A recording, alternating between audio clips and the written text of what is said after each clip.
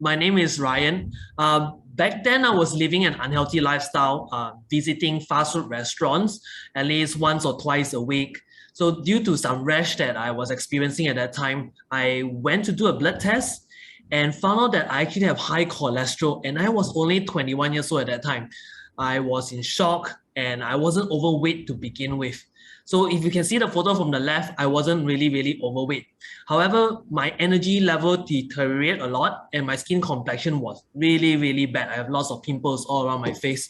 And I want to be healthy. I really want to be healthy, but I don't work out at all. And I actually don't know how. After graduating, I always thought of signing up to a gym, but I was really afraid that I wouldn't stick to it and I would just burn my money, hard-earned money as a fresh grad.